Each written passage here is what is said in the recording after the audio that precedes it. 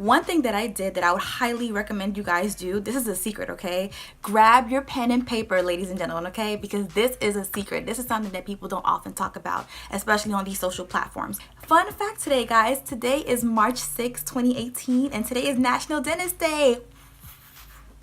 I know by the time I post this video, it'll probably be next week, so it'll be March 13th, 2018, but go ahead and celebrate. So all of you who are interested in becoming a dentist, kudos to you. Happy National Dentist Day to you, because yes, if you're really serious about becoming a dentist, you will become a dentist, okay? Hey guys, welcome to my channel. My name is Chrissy, for those of you who don't know, or hashtag PagingDrB for this dental series. So today we're going to talk about some of the prerequisites into getting into dental school. I know, I've read you guys' comments. I saw all of them. You know, some of you asked questions in regards to how's life after dental school, how do you get into dental school, and how do you prepare for dental school just overall. So today, let's talk about it.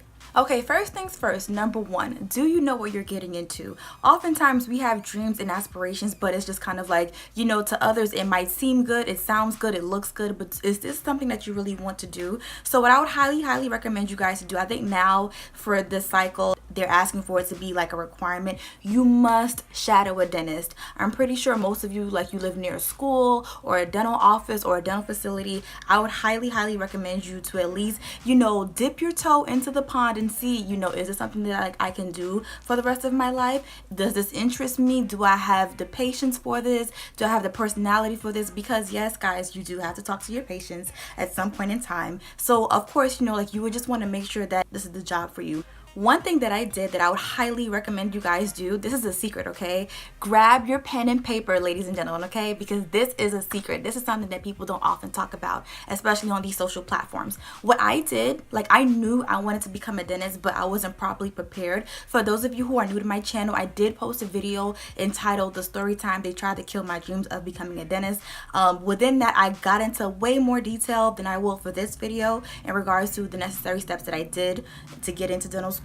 But one thing I did specifically was I volunteered for this dental community outreach called Mission of Mercy.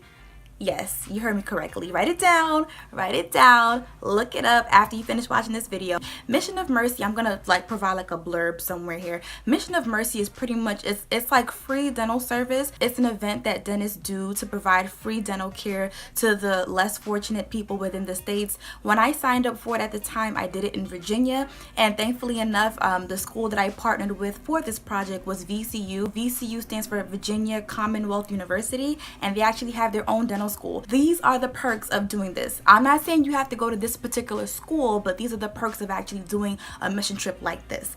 One, for me, thankfully I was lucky enough where I didn't have to pay for anything. For those of you who don't know, I am from New York originally, so I had to find my way in Virginia, right? So once that was taken care of, they provided transportation to get to the site, because although the VCU was the school that was hosting it, it wasn't exactly the site that we're going to. I think they had it, I think it was called Wise, Virginia, if I could recall correctly, but they provided transportation and they provided housing for us. I think we had to maybe pay for food, or I'm not sure if like they provided like one meal. Like, I think they did provide food on the site, actually, now that I think about it. This was years ago, so pardon me if I'm like tripping up on my words a bit. The perks of doing this were, number one, I was going with their dental students, so you get to interact one-on-one with an actual dental student. This is a huge yes factor in my book, because one, you know, like, if you're going into a field, you want to see how do the students feel about it, number one, and then number two, how do they like their school. Another perk of this is, oftentimes the students are not alone. They're coming with faculty, and the faculty, sometimes they might just hold higher positions, sometimes they just might be attending to the university, so you can also get to talk to them and then ask them if they are on the admission board. Ask them, hey, I'm interested in becoming a dental student. What are some things you would advise of me, or how could you guide me along this process? Sometimes, like, they'll tell you, like, you know, the typical things like, oh, do you have good grades? Did you volunteer? Well, obviously you're at the site to volunteer, right? Do you have good grades? And then, you know, like, they'll probably say, oh yeah, you know, just shadow a dentist and make sure you have good grades.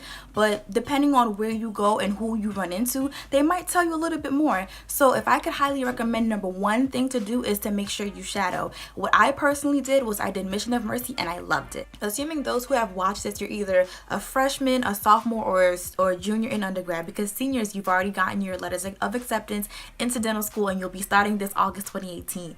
Oftentimes you would want to be a science major of some sort, all dental schools have their own listed. They just want to see how well you manage science classes. So oftentimes, like, I think what people did was they took either 2 to 3 science classes at a time, and then maybe you had like 2 or 3 more electives just to show how you can balance those classes. Advisor who is very well versed in this field, because I know when I was applying, like my advisor at the time, like a lot of the students that were majoring in biology or chemistry, they were more so interested in going into medical school but not dental school. So he went out of his way and he bought the books for me that were actually posted on the American Dental Education Association website, aka ADEA.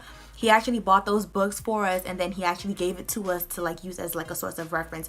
You don't have to buy those books. Like, I think those books are mainly for advisors. So now what you could possibly do is go onto the ADEA website, and they actually have the actual listing of all the dental schools that's in the States, and you could click on each school and see what each school requires of you. So say for example, I know when I was applying, like they asked for cell biology, they asked for human anatomy, physiology, they asked for general bio, general chem, orgo, the monster of it all. But I know the classes that were required of you at the time were biochemistry and microbiology, primarily because I believe the first year of dental school you'll be taking those courses, so it'll help you a lot if you at least have some kind of like familiar background with these classes. Like at the time for me, they were considered like very competitive. It might still be that same right now, I'm not exactly too sure. I would highly recommend you guys go onto the ADEA website. Again, that's the American Dental Education Association webpage, and look through each school that you're interested in and look them up and see what they ask of you. So if you're a freshman, sophomore, junior, make sure you at least take these classes. Next step number 3 would be for you to actually take the DAT. Now I know some of you are like, what is the DAT? The DAT is a dental assessment test. Pretty much it's a test to see how well do you perform in the subjects of biology, there's chemistry, there's organic chemistry, there's perceptual ability, which is your ability to see things in 3D, because of course you're going to be a dentist, right? You have to be able to recreate smiles, know tooth anatomy, and tooth anatomy is like very intricate in itself. Don't worry guys, you'll learn that in your first year of dental school once you get past this huge hump right now. And there's also math. Like how the cycle works for getting into dental school, you pretty much have to apply your junior year so that when you graduate your senior year, you go straight into dental school. I'm not sure if most people explain it that way. I know when I was applying into dental school, I had already graduated from undergrad because like I said, I wasn't properly prepared, but no worries, because hopefully if you see this video, you can do these steps and you should be on your road to becoming a dentist. I know there are some people that do take it within their sophomore year. I feel like this really all depends on your comfortability. I know if I could recommend anyone, it would definitely be to take it your junior year. You have to take the DAT and do well on it. Like I think at the time when I applied for this test, the average score was 18, and like I got like a little over the average. So that's what you really would want to do, because unfortunately guys, I can't lie to you all, it is becoming very competitive. It is nothing like how when I applied, or to me it didn't seem that way, but like now they're adding on more requirements, they're asking you to take more classes, they're making it prerequisite almost that like you must shadow a dentist, and some places they even ask for you to have something published or do some kind of research. So yes, it is becoming very competitive. So although yes, on paper you might have done X amount of community service, which is awesome, don't get me wrong, but at the same time you have to have at least decent grades.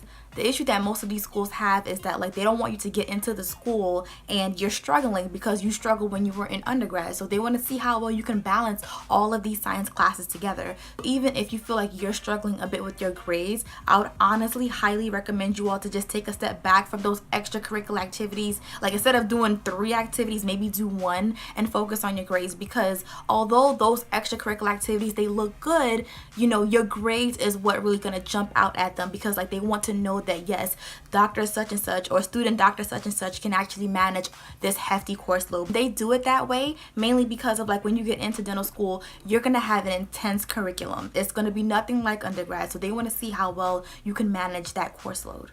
Alright guys, this is actually part 1 of a part 2 video. I don't want this video to be too long. The part 2 will be up on Thursday. Today is actually Tuesday, March 13th. So in a couple of days it will be up. If you haven't already, please do like, comment, and subscribe down below, and turn on the bell notification so that when I do upload my part 2, you'll be the first ones to know. Thank you for watching. Bye. Oh guys, and actually I almost forgot, don't forget to brush your teeth.